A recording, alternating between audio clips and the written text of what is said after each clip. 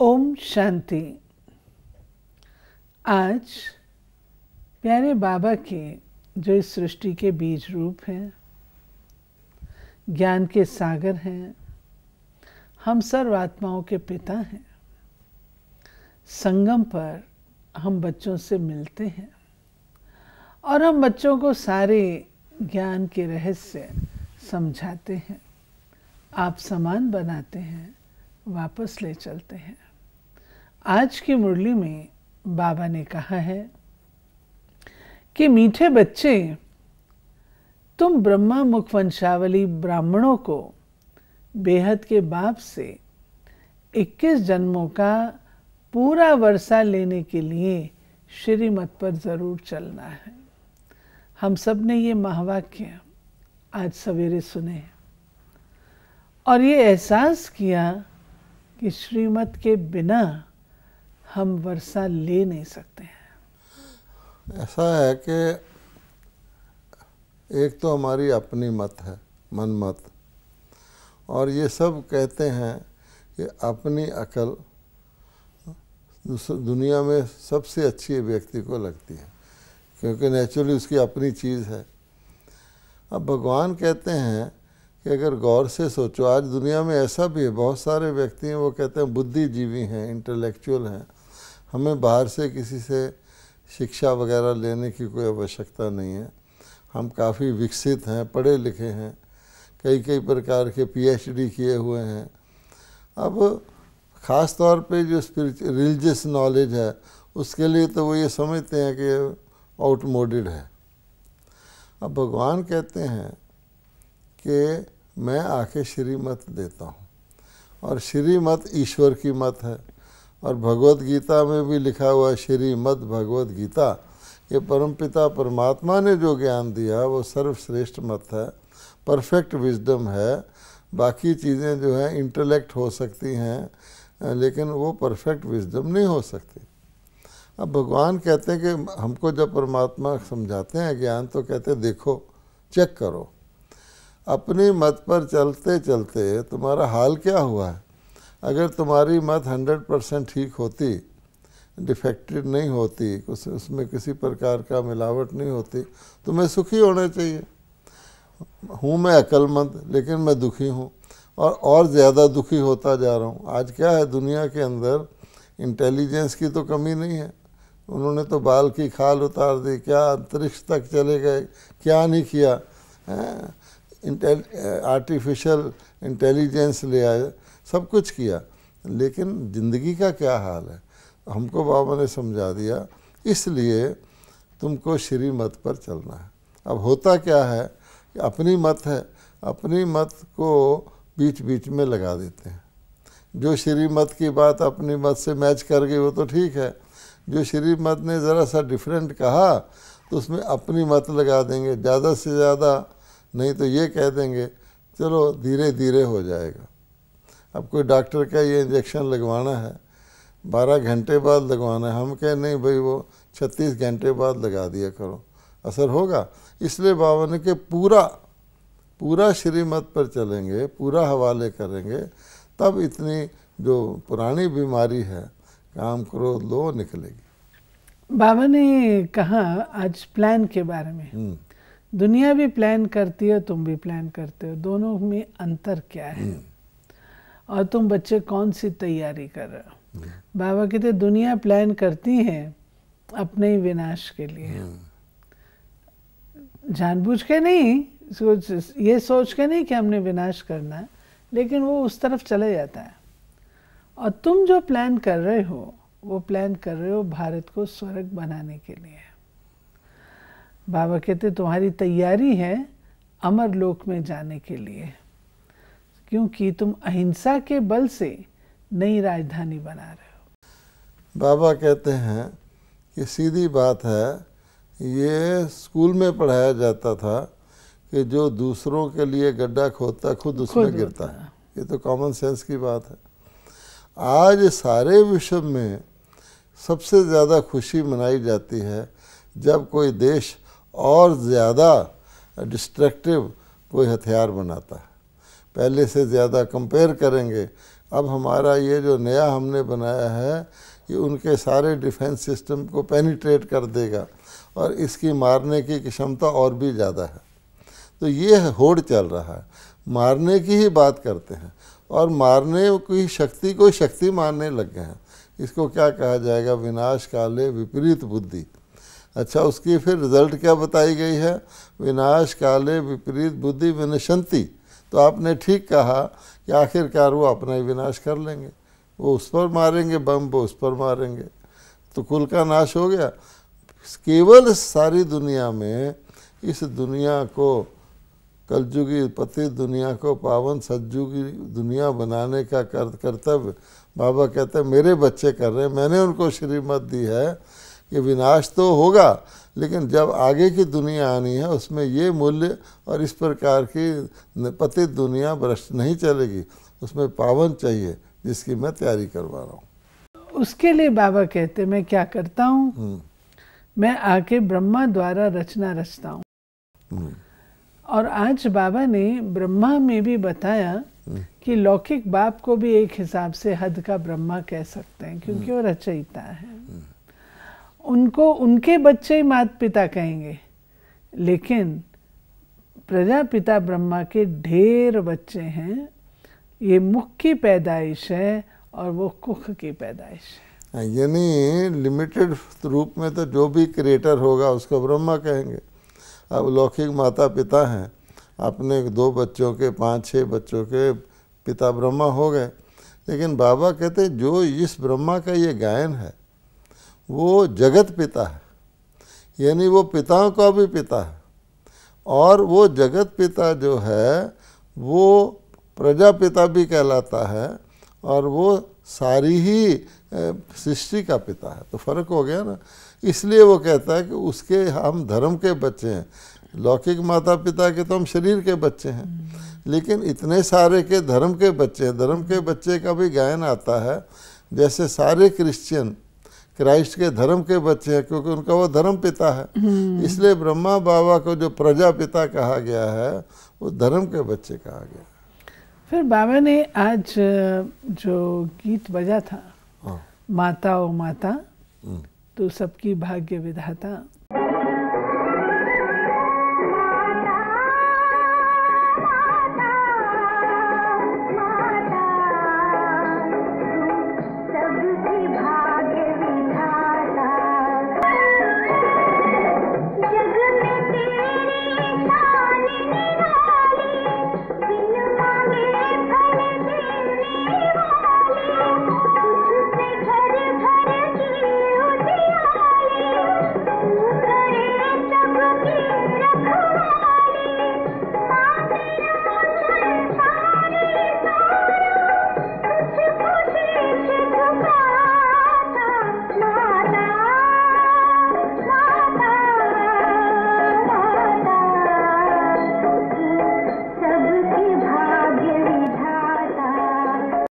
तो बाबा ने आज जगत अम्बा और जगत पिता का राज बताया कि ब्रह्मा की मुख वंशावली जगदम्बा सरस्वती है और भारत में जगदम्बा जगत पिता का गायन है, और तुम हो उनके धर्म के बच्चे, अडॉप्टेड चिल्ड्रन। अब देखिए, अगर इसको बहुत गहराई से देखा जाए तो जगत पिता और जगत माता भारत में ही हो सकते हैं, क्योंकि भारत सबसे प्राचीन देश है। और आदिकाल में कहा जाता है कि गीता में भी लिखा हुआ है, कल्प के आद में ब्रह्मा जी ने यज्ञ रचा जिससे देवता उत्पन्न हुए। अब उन्होंने तो उसको वो दूसरा यज्ञ बता दिया है जो अग्नि का रचते हैं, लेकिन ज्ञान यज्ञ ब्रह्मा जी ने रचा और जिससे देवता उत्पन्न हुए। अब आप देखिए कि बाकी जितने भी विश्व की बाकी जितनी भी पॉपुलेशन आती है, जैसे एक वृक्ष होता है, वृक्ष बीज से निकलता है, तो बीज का कनेक्शन जड़ से होता है, लेकिन उसके बाद सारे वृक्ष का भी कनेक्शन जड़ से होता है। तो आप देखेंगे, अगर गौर से देखेंगे तो जैसे क्रिश्चियंस हैं वो क्राइस्ट को अपना धर्म पिता मानते हैं, लेकिन वो एक ब्रांच है जो केवल 2000 वर्ष पहले यहाँ आई थी। तो वो ये भी मानते हैं कि हमारा जो आदि पिता है वो एडम है, एडम और ईव कहते हैं ना, उनको क्यों मानते हैं कि वो वही जगदम्बा और जगत पिता हैं। ऐसे हम मोहम्मडन्स को ले लेंगे, वो मानेंगे कि मोहम्मद साहब ने या हमारा धर्म स्थापित किया, ठीक है, इस्लाम धर्म स्थापित किया, लेकिन वो भी मानेंगे कि हमारे आदम और हवा है। इस्लाम धर्म में तो ये लिखा हुआ है कि हमारा पहला पैगंबर था ही बाबा आदम, उसके बाद ज्ञान प्रलुप्त हो गया तो अब दोबारा आके प्रॉफिट ने दिया। अब इस हिसाब से देखेंगे तो जगत पिता और जगदम्बा कौन हो गए? ब्रह्मा और सरस्वती हो गए। बाबा कहते हैं शिव बाबा के 3 बच्चे हैं, हाँ, तीनों की बायोग्राफी बताते हैं। हाँ, व्यक्त ब्रह्मा फिर अव्यक्त बनता है, तुम भी व्यक्त ब्रह्मा की औलाद फिर अव्यक्त औलाद बनते हो। हाँ, परम पिता परमात्मा विश्व का रचयिता है। हाँ, पहले रचता है स्वर्ग, बाप से वर्षा तो स्वर्ग का मिलना चाहिए। अभी हम नरक में, वर्षा तो जरूर तब दिया होगा जब हमको रचा होगा। बाप कहते अब मैं रच रहा हूँ, 5000 वर्ष पहले भी रचा था। ये जो रुद्र ज्ञान यज्ञ है उनकी ब्राह्मण ही संभाल कर सकते हैं। ये हुए ब्रह्मा मुख वंशावली ब्राह्मण। या बाबा ने बताया, ब्रह्मा जी का तो बताया, ब्राह्मण कौन है? तो भगवान कहते हैं यूं भी दुनिया में देखेंगे आज तक भी जो यज्ञ चले आते हैं उनको बनाने वाले, चलाने वाले, संपूर्ण करने वाले ब्राह्मण ही रखे जाते हैं। ये तो उसका एक मेमोरियल फॉर्म है। यज्ञ से वो कहते हैं आग निकलती है, अग्नि शुद्ध करने वाली तत्व आदि। लेकिन जो सृष्टि आदि में ब्रह्मा जी ने यज्ञ रचा तो वो उसके साथ ब्राह्मण भी तो रचे। इसीलिए कहा जाता है कि ब्राह्मण कहाँ से रचे गए, तो ब्रह्मा जी की मुख वंशावली कहलाते हैं।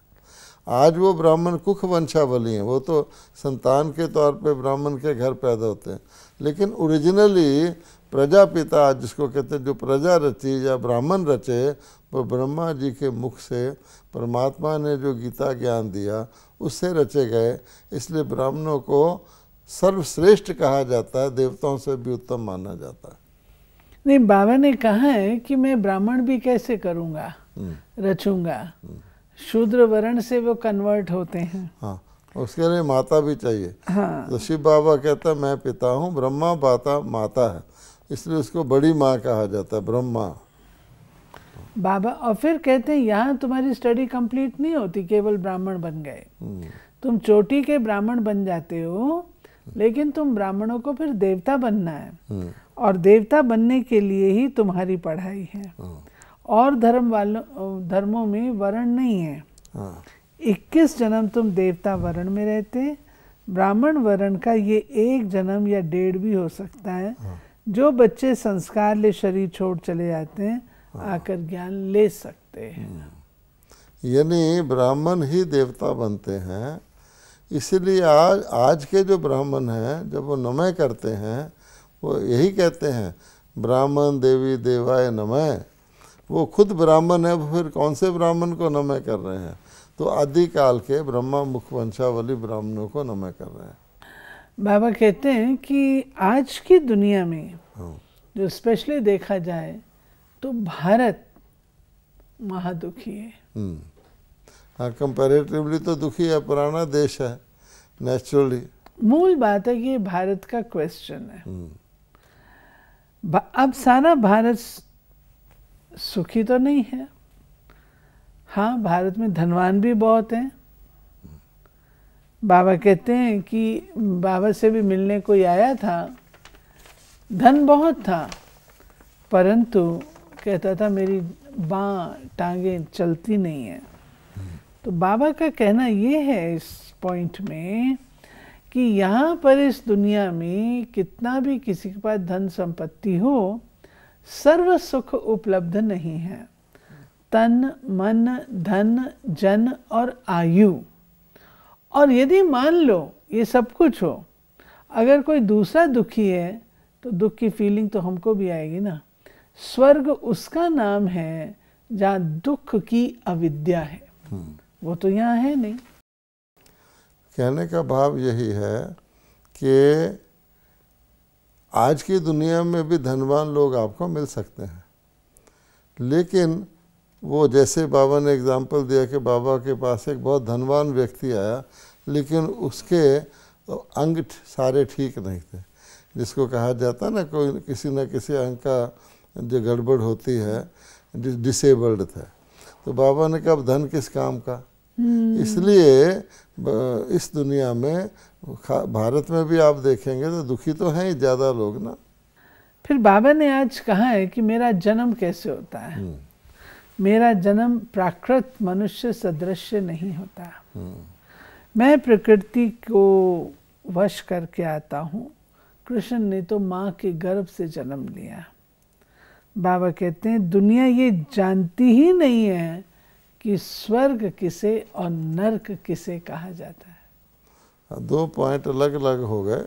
पहला पॉइंट तो ये है, बड़ा इम्पोर्टेंट है, कि परमात्मा का जन्म इस दुनिया में किस तरह होता है, क्योंकि परमात्मा जन्म तो लेते ही नहीं।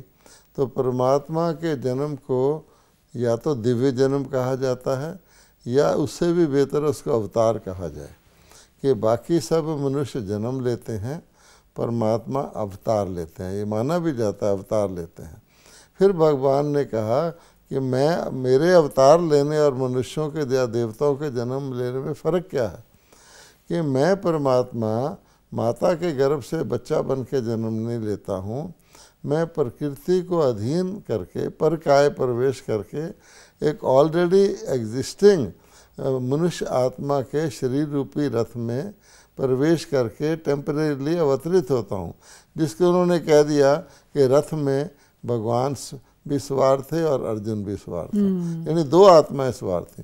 फिर बाबा ने ये कहा कि श्री कृष्ण जो हैं उनको हम अवतार नहीं कह सकते किसी भी तरीके से, क्योंकि उन्होंने तो माता से जन्म लिया, जबकि भगवान खुद कह रहे हैं, गीता में ही वर्णित है कि मैं परमात्मा, मेरा जन्म दिव्य और अलौकिक है, मैं माता से जन्म नहीं लेता हूँ।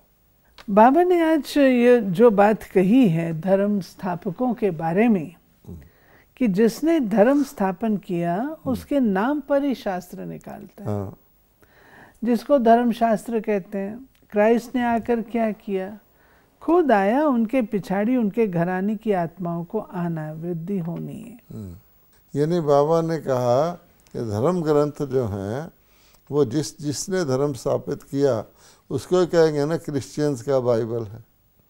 क्राइस्ट ने क्रिश्चियनिटी स्थापित की तो क्रिश्चियंस का बाइबल है, यानी क्राइस्ट का धर्म ग्रंथ बाइबल है। मोहम्मडन्स का कुरान है, तो मोहम्मद साहब ने स्थापित किया तो कुरान है। तो इस तरह से बाबा कहते हैं उनकी बुक्स मेंशन की हैं, लेकिन एक्चुअली जब उन्होंने बोला था और जब वो बुक बनी है बाद में लेटर ऑन, उसमें टाइम गैप होने की वजह से कुछ ना कुछ उसमें मिश्रण हो गया हर ग्रंथ में। इसलिए बाबा कहते हैं भक्ति मार्ग की सामग्री है। हाँ। और ज्ञान में ये सामग्री बनती नहीं, सदगति हो जाती है, वापस चले जाते हैं और सतयुग में आते हैं तो बहुत थोड़े होते हैं, सुख की दुनिया होती है, उस समय इन बातों की स्मृति भी नहीं रहती, मर्ज हो जाता है ये ज्ञान। और फिर बाबा कहते हैं कि तुमको उनको शांति मिलती है और तुमको सुख मिलता है, दोनों में अंतर है। एक है मुक्ति, एक है जीवन मुक्ति। तो जो परमात्मा से ज्ञान लेकर योग लगा के अपने आप को पुरुषार्थ करके पावन बनाते हैं, उनको परमात्मा सतयुग में भेज देता है, और जो नहीं ऐसा करते उनको भी परमात्मा कलयुग से छुड़ाकर परम धाम में ले जाता है। वहाँ शांति होती है, वहाँ शांति होती है परम धाम में, यहाँ सुख और शांति दोनों होते हैं। इसलिए बाबा कहते हैं अनेक आत्माओं को मुक्ति, और जो मेरे बच्चे बनते हैं उनको मैं जीवन मुक्ति देता हूँ। तो बाबा कहते हैं तुम पांडव सेना हो, और पांडव सेना तुम क्या कर रहे हो, बाप की मदद से स्वर्ग का फाउंडेशन लगा रहे हो, अमर लोक में जाने की तैयारी कर रहे हो। हिंसक लोग तो आपस में लड़कर खत्म होते हैं, फिर तुम्हारी जय जयकार हो जाएगी। लेकिन बच्चे कभी भी भूल कर भी ऐसे बाप को फारखती नहीं देना। कई लोग युद्ध करते करते हार जाते हैं, थक जाते हैं, हिम्मत हार देते हैं। इसलिए कहा जाता है ना, हिम्मत मर्दा मदद खुदा। भगवान कहता है हिम्मत नहीं हारो, तो फिर तुम्हारी मदद मैं करूँगा। आज की मुरली में जो धारणा की बात आई है, सच्चे सच्चे ब्राह्मण बन इस रुद्र ज्ञान यज्ञ की संभाल भी करनी है, साथ साथ जैसे व्यक्त ब्रह्मा अव्यक्त बनता है ऐसे अव्यक्त बनने का पुरुषार्थ करना है। और वरदान है आज का, रूहानी सिंपथी द्वारा सर्व को संतुष्ट करने वाले सदा संपत्तिवान भव। सबसे बड़े से बड़ी आवश्यक संपत्ति है सिंपथी। चाहे गरीब हो चाहे धनवान हो, लेकिन आज सिंपथी नहीं है। आपके पास सिंपथी की संपत्ति है, इसलिए किसी को और भले कुछ भी नहीं दो, लेकिन सिंपथी से सबको संतुष्ट कर सकते हैं। आपकी सिंपथी ईश्वरी परिवार के नाते से है। इस रूहानी सिंपथी से तन मन और धन की पूर्ति कर सकते हो। ये रूहानी सिंपथी क्या चीज़ है? अब आप देखिए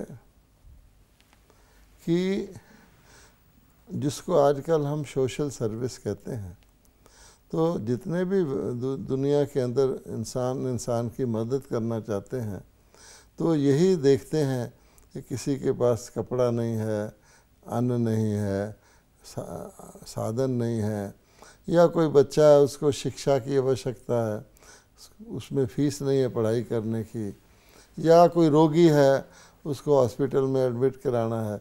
इन चीज़ों को मनुष्य समझते हैं देने से, दूसरों को प्रोवाइड करने से हमने मानवता की सेवा की।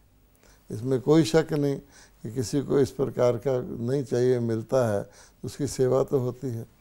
लेकिन भगवान कहता है कि इससे भी ज़्यादा इम्पोर्टेंट चीज़ क्या है, जो कि ना केवल हैव नॉट्स को यानी गरीबों को चाहिए बल्कि अमीरों को भी चाहिए, वो है दूसरे का दिल का दर्द, दुख दर्द बांटना, उसके साथ हमदर्दी करना।